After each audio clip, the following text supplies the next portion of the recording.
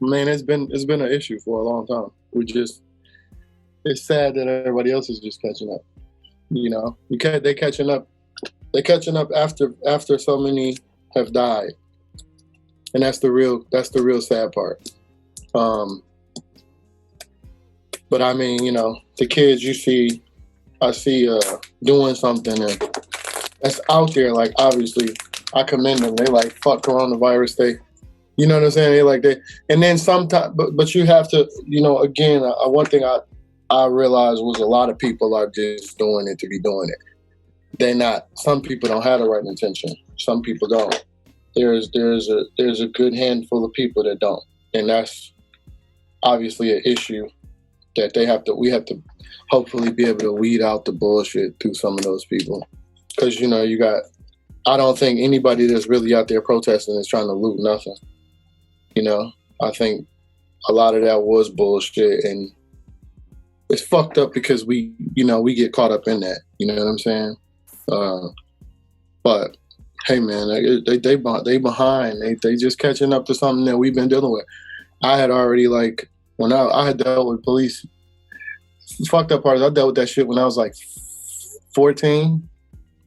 I was walking to school. I was late for class, and these two cops, they thought I was somebody else, handcuffed me, and the cop, and I think he did the same shit. I think the same cop might have did that shit to my friend too, but they handcuffed me to this tree, and I'm sitting there and I'm thinking to myself, like, what the fuck did I even do? And he was like, they waited for another guy to show up, and then I heard him over the radio, and he was explaining what the kid looked like. Didn't even explain me at all.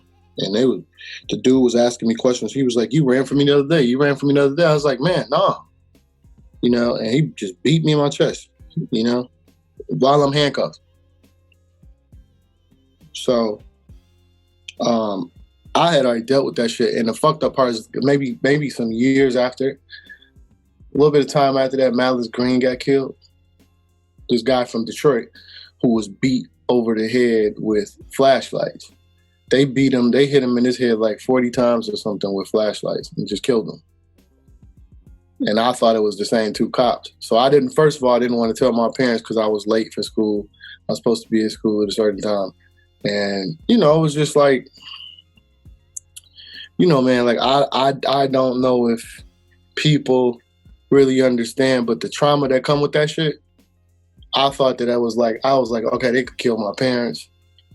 They could, and I wasn't gonna tell my dad because at the time I didn't even know how to talk to him because it was like every time my relationship with him at the time was like whatever I did, I got my ass whipped for it because he was just raising me the way that he thought that I should have been raised. You know what I'm saying? So when you kind of deal with that and you see that and you can't talk to nobody, what you gonna do? You know? So it's a fucked up place we live in, man. I think people just catching up. I think that's the real sad part. Because as long as we've been dealing with systematic racism, we've been dealing with just the uneven system and the brutality. It's so normal for people to be racist in this country that they think that you're wrong for saying something. It's so normal for us to be killed on TV that it's like, yo, all right, we get it. Like, you get people in comments like, I'm pretty petty. So when it come down to it, if I find time, I'm going to say something to somebody. And I'll go so far as like to find the person and see who they are and see what they about and, you know, single them out. I do that all the time. You single them out and it's like, okay, I'll see how your job feel about this. Let's see how, you know what I mean? Because when you got a kid that's 12 or a kid that's 15 and that's their mind state, that's the same cycle. So I would say, fuck these old 80-year-old people. Let them, the ones that's racist and they believe that that's what they do, let's start, because they out of here. They on their way out. Who are they teaching? Cut it off there. Hip-hop, music, all that, we can catch the kids. That's the problem. We start reaching too many people. Think about it. How many black people are millionaires right now? It's these kids These young rappers, they millionaires. You know, they influence them millions, right? So if we can reach the younger kids that are actually the influencers, and we can reach them, and we can get them to truly understand what's happening, and they can reach their generation, it's starting to change. It's starting to change. These old fucking 80, 90-year-old fucking people, fuck them. They hang themselves, kill yourself. You worthless. You're not even that mentality. I don't care to change what you think about me. I don't even care. So what if you don't like me? My problem is I don't have a problem with race people. You don't like black people? That's cool, but you shouldn't be running a Fortune 500 company. You don't like black people? That's cool, but you shouldn't own a taxi cab company. You shouldn't own the liquor store.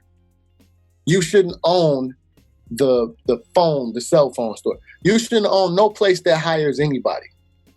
Period. I don't care what your family did. Fuck your family. I don't care what you did.